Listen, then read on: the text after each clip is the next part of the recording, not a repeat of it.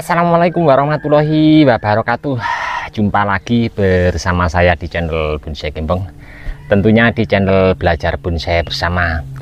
Oke sedulur bonsai, kembali lagi agenda berkegiatan di kebun ground bonsai. Di kesempatan kali ini saya mau update untuk bahan bonsai sancang. Ini sedikit saya lakukan pecah batang agak lumayan ekstrim ya. Sekitar 13 hari yang lalu untuk bahan ini saya lakukan pecah batang dari 11 ke 22 pecahan. Saya di sini nanti pengen untuk bahan ini jumbo ya. Jadi dengan kondisi seperti saat ini pecahnya sangat ekstrim, nanti mungkin kalau sudah sebesar sekian akan lebih maksimal. Seperti apa yang akan saya lakukan pada kesempatan kali ini setelah 13 hari yang lalu saya lakukan proses pecah, dan untuk awal tanam nyampe saya ini proses pengerjaan pernah saya update untuk teman-teman. Nanti teman-teman bisa simak videonya, saya lampirkan linknya di bawah deskripsi, atau nanti teman-teman bisa komen-komen ya. Lebih mendekat kita lihat cek seperti apa bahan dasarnya setelah 13 hari yang lalu saya lakukan proses pecah ya.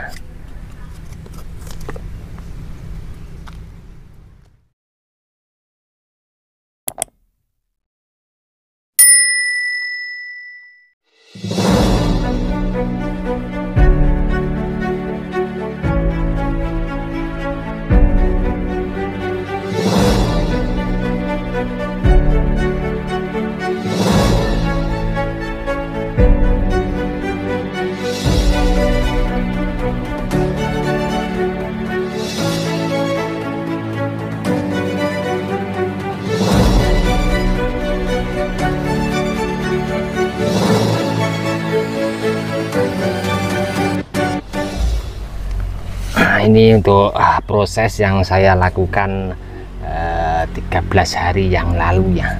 Pecahnya sangat lumayan ekstrim, dan saya baru pertama kali ini untuk mencoba jenis bahan bonsai sancang. Kenapa pas saya lakukan pecah tidak langsung saya timbun? Nah, ini sedikit tip untuk teman-teman, apalagi ini di musim penghujan ya. Kalau di musim kemarau masih mending ya, selalu terkena sinar matahari dan cepat kering.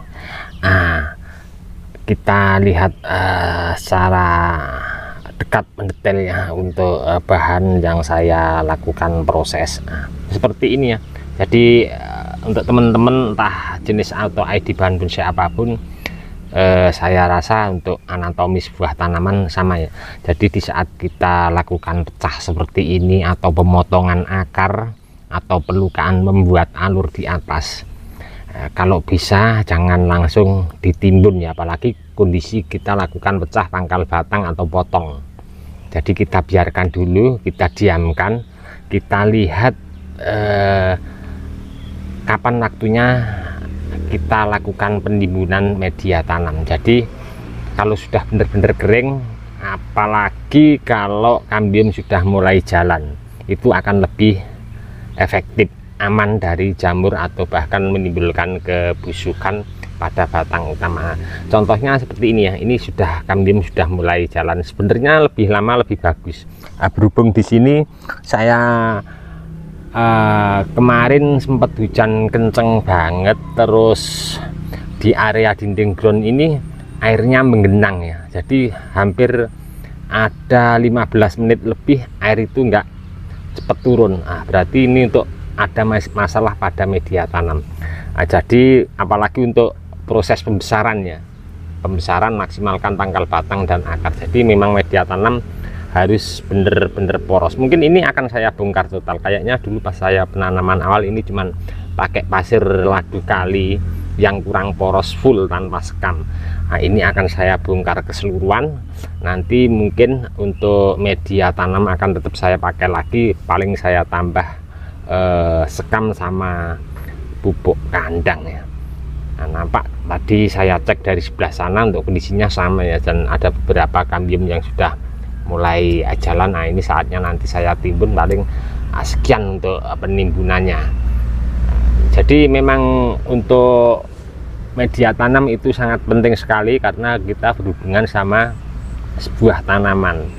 Nah, kalau kita siram terus airnya cepat turun, berarti itu poros, itu akan mempercepat akar jalan cari asupan nutrisi. Kalau terlalu padat, berarti akar jalannya agak sedikit terhambat juga ya, jadi terganggu. Seperti apa media tanam nanti dan apa saja yang saya mau lakukan pada bahan ini, mudah-mudahan ini sedikit memberi inspirasi, motivasi untuk teman-teman terus semangat berkarya. Oke, saya mau awali untuk pembongkaran dinding ground ini dan sudah saya persiapkan untuk media tanamnya.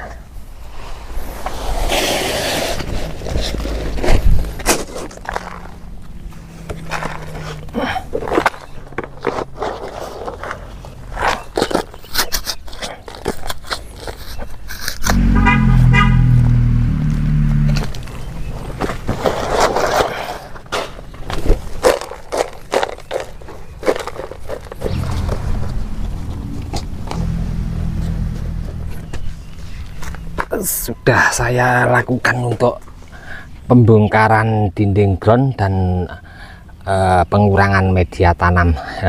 Tadi saya cek untuk karpetnya sudah tidak layak, ini saya ganti, sekalian saya sedikit lebarkan untuk dinding groundnya, dan aman ya. Untuk seperti ini saya beberapa kali untuk melakukan praktek seperti ini, sekalian saya melakukan untuk peremajaan akar seperti pada contoh. Nah, di sini ya nampak ada beberapa akar yang saya lakukan potong, yang keluar mentok ke karpet yang lama yang tadi saya bongkar.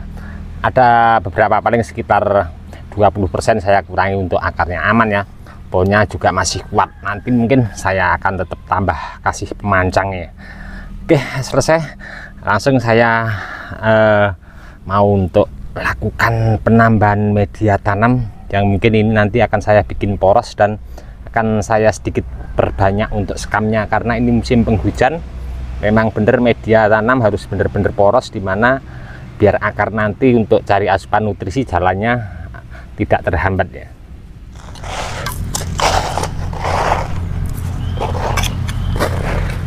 Nah, ini media tanam saya tetap pakai lagi ya untuk bekas bongkaran dari dinding ground, tapi setidaknya tetap kita bersihkan akar-akar yang masih ikut di media tanam ya. Aman ya untuk di ground, tapi kalau untuk di pot saya sarankan teman-teman untuk media tanam kalau bekas bongkaran gini jangan dipakai ya. Kalau pasir malang dipakai lagi bisa, tapi dicuci sampai bersih kalau khusus yang untuk di pot. Terus untuk sekamnya, kalau untuk di lahan ground, kalau teman-teman tidak punya sekam lama, pakai sekam baru tidak apa-apa, aman. Terkhususnya untuk di ground. Kalau di pot ya yang jelas harus media yang istimewa tentunya. Saya pakai sekamnya sudah agak sedikit lama ya, sekitar 4 bulan yang lalu saya timbun. Biar lebih enak kita mencampurnya, jadi memang sengaja saya gelar seperti ini ya.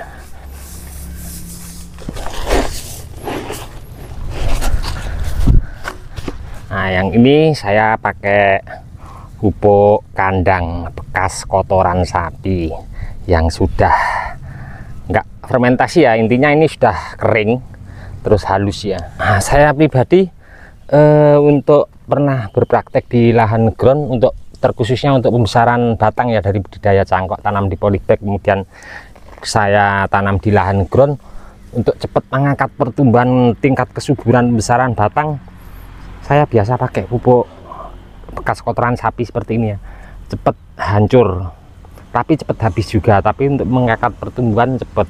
Kalau untuk pakai pupuk kandang bekas kotoran kambing itu keras, jadi hancurnya sedikit agak lama. Ibarat kata 2 pupuk kimia, NPK sama Dekastar. Jadi kalau NPK itu mudah larut, sama halnya seperti bekas kotoran sapi. Kalau pupuk kandang bekas kotoran kambing itu keras, sama halnya hampir seperti Dekastar ya ibarat katanya.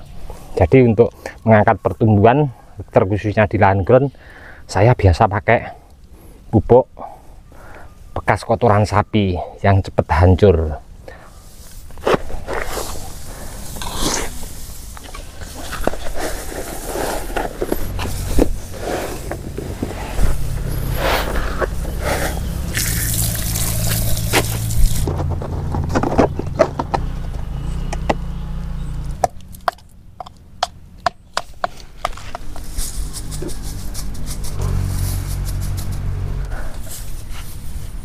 Nah, ini kenapa saya lakukan pemberian full sekam, tapi untuk sekamnya yang sudah lapuk, yang sudah tampungan lama.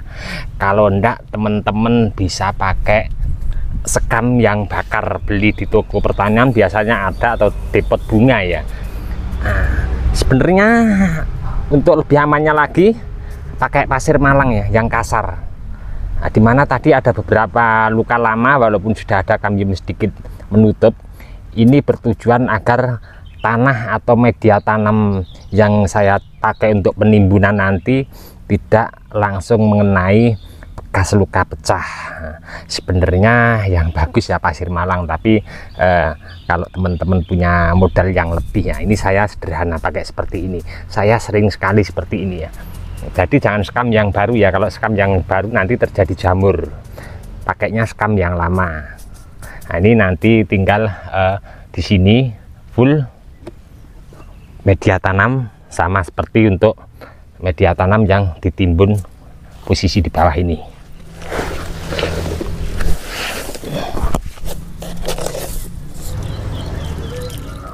Nantikan terus untuk update nanti seperti apa bahan bonsai sancang ini, akan selalu saya update ya untuk teman-teman videonya.